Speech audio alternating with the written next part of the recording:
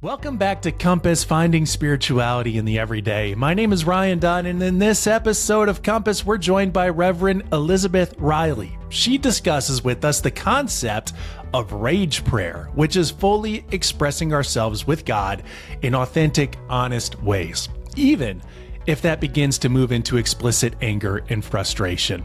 Reverend Riley shares her journey in moving through gatekeeping around prayer and feeling a need for permission to express anger towards God. She talks about starting a public practice of rage prayer on TikTok, and she highlights the importance and transformational power of being completely authentic in prayer. So this is about more than just anger. Rage prayers can be a means of processing grief, heartbreak, and acceptance of difficult life circumstances. There's a whole lot of interesting, useful ideas in this episode. Reverend Elizabeth is an Episcopal priest currently serving in the Diocese of Olympia, which covers the western portion of Washington State. You can find her on TikTok at the Rev Riley, and her book, Rage Prayers, comes out on October 8th, 2024. Let's talk prayer, authenticity, and TikTok on the Compass Podcast. Reverend Elizabeth, let's start with this. How goes it with your soul today? Oh, my soul is good. Kids are off at school. Lot to be joyful about there. Excellent. Well, good. I'm glad to hear that we're starting this from a happy place before we dive into the world of rage. And I'm curious, how do you define a rage prayer? That's a great question. Rage prayer is something that has really evolved, and I think at sort of the original outset, I've used rage prayer as a way to explicitly express anger within prayer, because we've needed a lot more explicit permission to do that. So when we can't find the silver lining, when we're not ready to find the good news yet, I've spent a lot of my life learning how to preach the good news. But there is a space before the good news often. It's the Good Friday of our prayer life where we can't run to the resurrection yet. And so in terms of rage prayer, it started out as this place of really explicit anger or frustration or sadness. It's evolved for me into something that's about authentic prayer. And I think you can have a joyful rage prayer even, but it's become a tagline for praying what's true and what's honest. And so that's evolved into some really beautiful things and expressions of kind of our full range of emotions that we aren't always given permission to have in traditional prayer life. You mentioned we are feeling a sense of needing permission to commit to some of these prayers. In your spiritual journey, has there been a sense of gatekeeping around prayer? Like prayer is only using these words or only expressing these kinds of feelings? I started my Christian journey within a Catholic church right around when I was in first grade. And so if you've been a part of a Catholic community, you'll probably recognize that that's right around when First Communion's happening, right? And I was baptized into the Catholic Church and then went through my First Communion. To receive your First Communion, you first do your first confession. And so this sticks with me as this very integral part of my faith life that had to do, or of how I was kind of formed in my Christianity, where it felt like we are supposed to have shame and humility around anything that's potentially bad or sinful, and then there are things that we could feel good about, and there was a lot of black and white thinking within that. And in addition to kind of having my prayer and sacramental life wrapped up around this sort of confessional piece that also felt just really odd at 7 years old to figure out, what do I need to go confess? What have I done wrong? And you're sort of soul searching around, who was I not honest to my parents, not nice to my sibling? So there was sort of, honestly, what felt like emotional manipulation within that, just a little bit, even though I had some incredible leaders within that church and people forming me in my faith. Christianity has, throughout its history, really wanted us to be docile and humble towards God. And I think especially as a woman, I've experienced this to an extensive degree, where we're meant to be kind and polite and put a good spin on whatever it is. And the cliches of Christianity, when God closes a door, God opens a window, or God needs another angel, or just the terrible things that Christians say, or God must have had a reason. Those spins that even if I wasn't explicitly taught them, I took them in from culture, from media, from things that my parents had been taught, even as they had their own versions of deconstruction of trying to not be a part of that type of Christianity or that type of faith practice. And what, through that, even though that was not what was explicitly said to me, I learned it and internalized it. And through my ministry and my work, I think many people have internalized a similar message, whether they're within the church or outside of the church, a message that Christians are supposed to be pleasant, and we're not supposed to talk about uncomfortable things. And certainly we wouldn't be angry at God. We can be angry at ourselves, but God must have had a reason. So we're rarely given tools that actually help make sense of what does it look like to be angry at God. So you started a public practice of rage praying on TikTok. Accidentally. Okay, yeah, tell me about that. Like what led to that like public outpouring where it's Oh my goodness. enough is enough. I need to do this. It was sort of accidental and a little difficult to explain if you don't know the ins and outs of social media and trends, but there was a song that was trending on TikTok, and it was this very upbeat, it felt like girly pop 2010 music a little bit, but the lyrics were talking about, do you ever get a little bit tired of life? And it was this weird contrast between lyrics that sort of talked about the difficulties of life and this sort of poppy music, that you felt like you'd be like getting ready with. And I ended up making a video basically saying, hey, you don't have to put a positive spin on things. Like, let's actually just be angry in our prayer. It was a joke. It was not intended to be this new prayer practice. And I posted it, and it's like, oh, that felt like something. Like the idea of, I think I used the phrase in that video, let's rage pray. And I was like, I wonder if that could be something.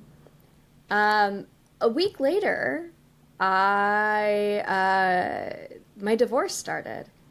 And rage prayer ended up being the practice that really bloomed in the midst of my personal life just completely changing, while also finding something that sustained my own faith and felt like I had something to offer the world. And so, or, the 10 people who cared on TikTok, whatever that version of the world is, and became an outlet to process some of that and talk about some of that. And I will say, my rage prayers have never been my most viral videos on TikTok. I had a ministry on TikTok before this, and they're still not the videos where, these are not the things that are making me known, but the depth of connection for those who do find it powerful and who have watched it and who do keep coming back because of rage prayers. There's a depth of a connection with the practice that I really see, and a yearning for more of that. And that's the real transformation. It's not, oh, here's a funny 10-second video I'm going to share and it's going to go viral, but something that feels like it has substance and life to it.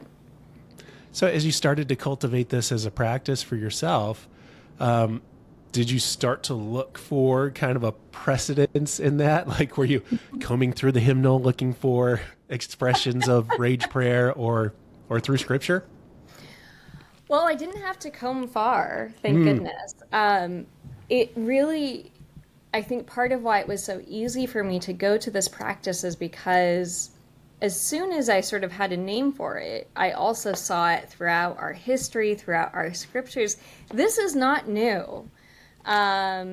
Showing anger towards God or lamenting at the world is a deep intrinsic part of the Abrahamic faiths and Christianity.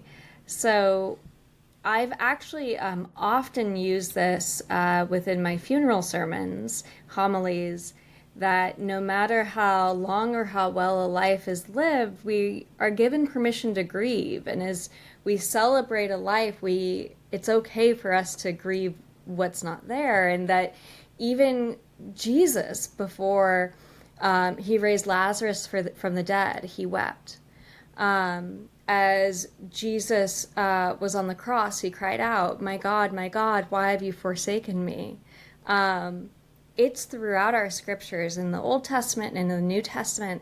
Our psalms are full of lament psalms. Let me pull up this one.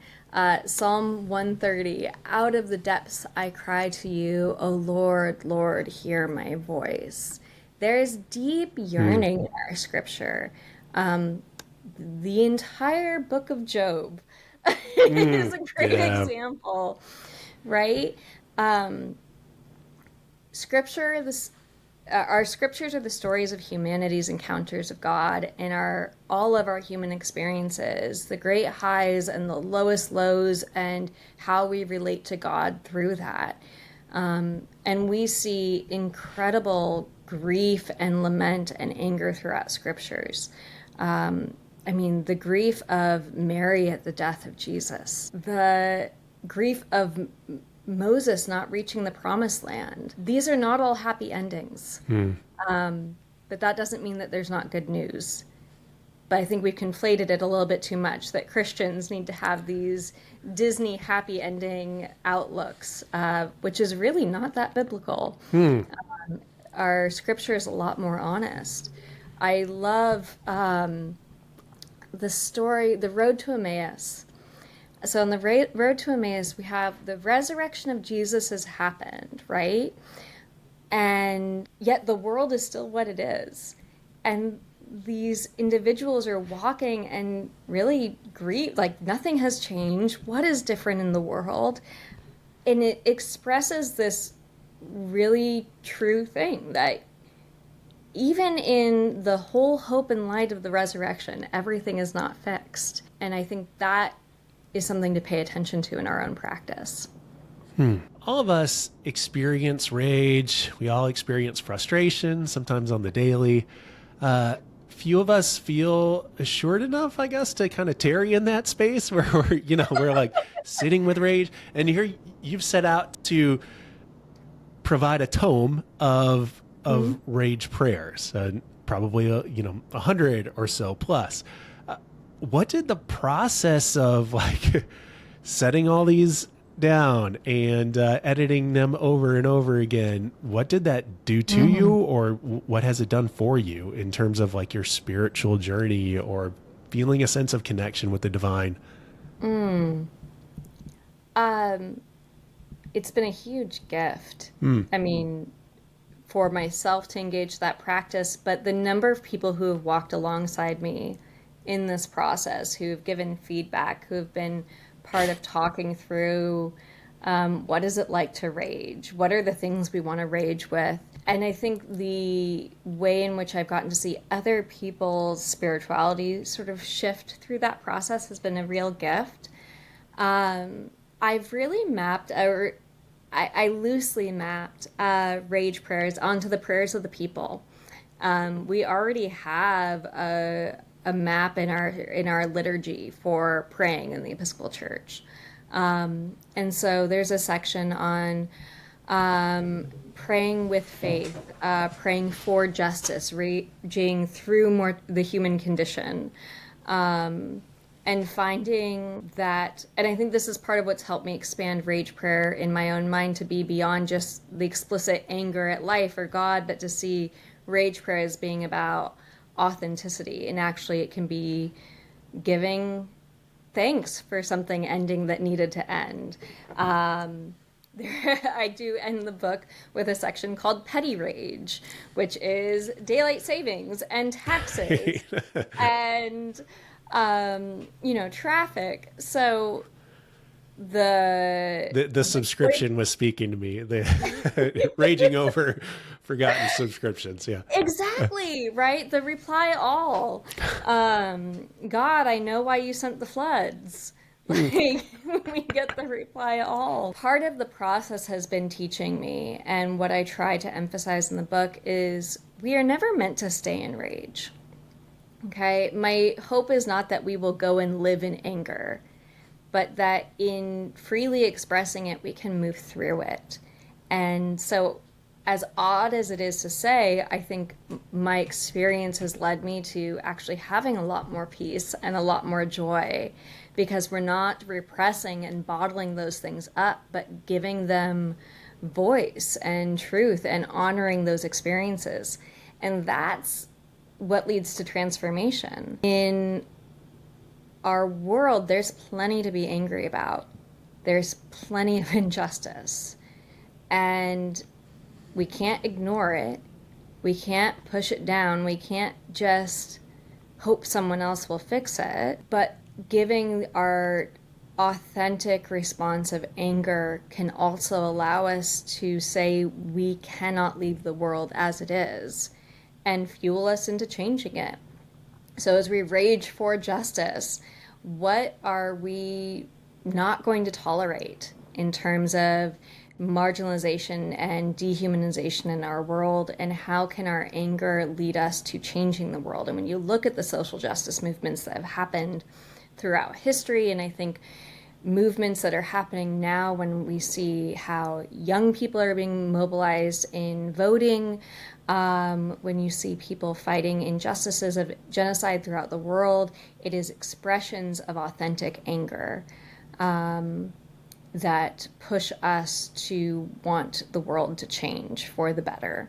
So my prayer too for others is that this can be transformational. Not that we stay in rage, but that it leads to deeper joy too. What kind of response do you get through the feedback system of TikTok and expressing these rage prayers? Are people relieved that they have kind of a comrade in feeling some of this frustration? Or I mean, TikTok is such a beautiful place of feedback. And if you're not on TikTok, you're probably like, what is she saying? Because if you're not on TikTok, TikTok sounds like a really scary world with, people just trolling you in the comments, or, either that or you have to dance to some ridiculous song.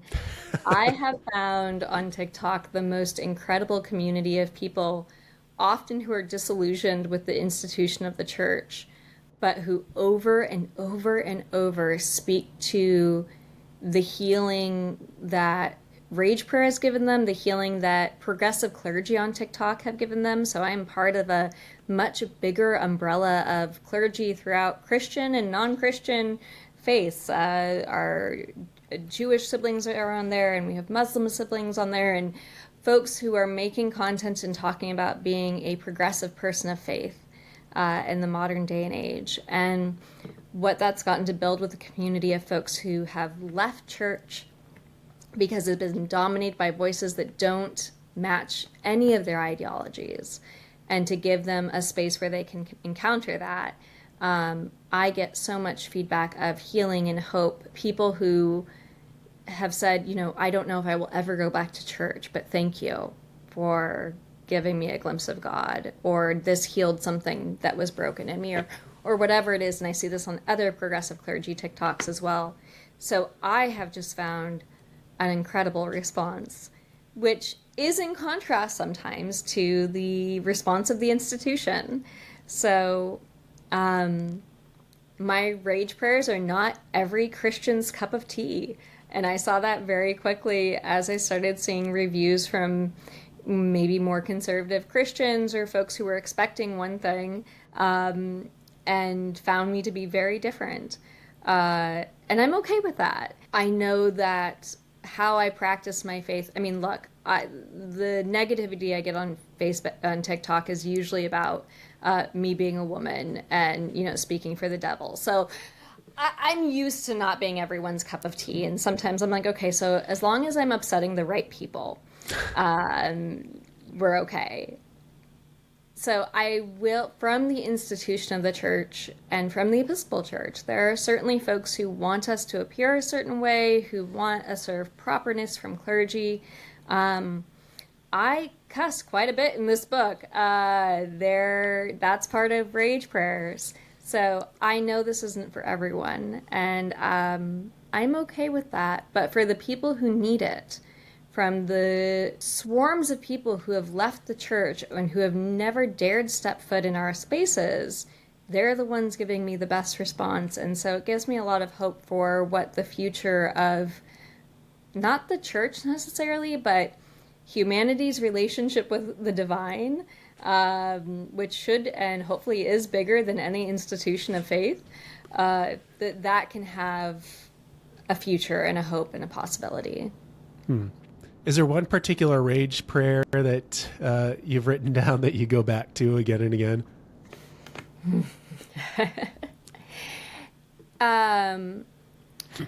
There is a line in my divorce rage prayer, actually, that, and I want to get it right. So divorce was a big part of how rage prayers started for me. And so obviously writing a rage prayer about divorce was important. And so I start the rage prayer for divorce saying, I did not pray for this until I did. I prayed every other prayer until I prayed this one. And it goes on. But I think we can apply that to so many things in our lives, where coming to the reality of what we are left with or where we are at and the acceptance of that, or the praying for the outcome we would have least wanted a year ago. That's something I go back to a lot in many aspects of my life. And the grief and the heartbreak of, you know, reaching a point where you do pray that something ends so that new life can be given to something else and that both people can go off and have, you know, the wholeness they deserve. I've seen that replay in other aspects of my life, in relationships and jobs. So that's really stuck with me, and the permission to pray for things even when they might seem like not what we wanted originally. Well, thank you for sharing that with us. What do you hope, as you've put this book together, a collection of rage prayers, like what do you hope that the casual reader takes away from it? That they can reject every single one of my prayers, and that's fine, but that they have permission to pray differently than they ever have before. And to try on something that maybe felt taboo or like the wrong way to pray. There's no wrong way to pray. It's all conversations with God, and we get to show up fully to God. So I hope that the casual reader takes away some permission to try showing up with God fully as themselves, that God can take that, if that is too risky, then we aren't in relationship with God if we can't be our full selves. So that's what I hope someone takes away, even if how I rage pray is completely distasteful to them, that they explore what that could mean for themselves, because I do think it brings us closer to the divine or the holy or whatever that language is that we have for it, and can allow a tool that has felt very much in a box before, that I think can be much more expansive and for many more people than just people who call themselves Christians. I want to talk a little bit more about your TikTok experience, because a local pastor oftentimes is seen stereotypically as like the embodiment of their local congregation. And so when a pastor then steps into a social media space where it's a call to be, or a challenge to be very authentic and personal, there can create a little bit of dissonance between like that representative of the institution and the person who is the pastor who is online. Has your TikTok presence had any kind of effect on your local congregation ministry? Certainly. It has opened up a lot of conversations, and, not everyone gets it. I stumbled into TikTok accidentally through the pandemic, and so this was a piece of my experience was being at home, ending up going viral on TikTok, and having that be an outlet. I more recently have started at a new congregation, and I would say that having been more established in this practice now, it's much easier to teach a congregation about what that is and what to expect, and that I've really embraced this as part of my ministry and part of my passion. I will say, for all of folks' potential hesitation, we've also seen people walk in the door who've said, "Hey, I saw your priest on TikTok, and so I came." I'm always, I say always, I care about having space to show up on social media as myself and not as the rector or representative of the congregation. So my TikTok is not at congregation's name, it's at the Rev Riley. And I don't speak for my congregation. I didn't do many videos of my congregation because I wanted that freedom and I needed that freedom, and I advocate for that. And I think there are spaces for churches to show up as their church brand. So I also help do TikTok for the Episcopal Church, and I get to show up under that brand. There's some videos that just won't work that way. So there needs to be space for both. Clergy have, been wrestling with this for a while. I mean, for 10 years plus, we have been on Facebook and whatnot, and you'll often see clergy with a little tagline that says, "All posts and opinions are my own and not a representation of my congregation." So I think having that expanded to the various ways we show up online. Certainly, I can't completely disassociate from any title I wear in the world, but giving us some flexibility to show up in a few different ways is something we can learn. And I think I'm working with my congregation to learn how to do that. What's next for you? Being very excited about this book coming out and just having it enter the world. I am doing more social media consulting and really trying to help other folks find their joy in their digital evangelism. I am passionate about the fact that I think most of our spiritual institutions have some good news or ragey news to share online, and that we have these unique charisms of our congregations that are worth sharing. I would get people on TikTok saying, "Oh, I want to come to your church. Like, what's the link online?" Which is flattering. And I said, I'm not the magic unicorn you think I am. There's actually lots of Episcopal clergy, frankly, that look even like me. So I'm passionate about connecting folks to their local congregations and also helping our local congregations share their message more widely so that folks can realize there are these branches of Christianity that are not like the dominant loud voices in our media. And so that's a lot of what's next, is helping other people share their stories, set up TikToks.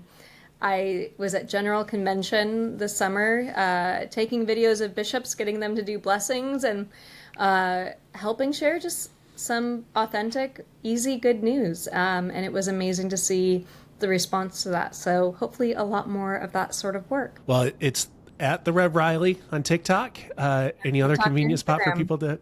And on Instagram? Okay, cool. Any other convenient spots to come and check out your work? My website's therevriley.com, and Rage Prayers will be wherever you buy books. I really hope you all will find your local bookstore and go support them. They're amazing. They can pre-order anything you need. So I'm excited to see that hit the shelves. Awesome. That's October 9th, right? October 8th. 8th. Okay, thank you. Thank you. Getting it out there. Thank you so much. This has been really wonderful to talk to you about Rage Prayers and what I'm doing. Hey, thanks again for joining us on Compass. A couple other episodes to explore include episode 137, Crafting a Clarity of Belief with Bruce Reyes-Chow, and episode 141, Community, Comedy, and Church Renovation. It dives deep into the idea of rethinking how we go about church. Compass is a production of United Methodist Communications. More episodes and show notes are available at umc.org/compass. New episodes come out every other Wednesday. So we'll talk again in 2 weeks' time. Peace.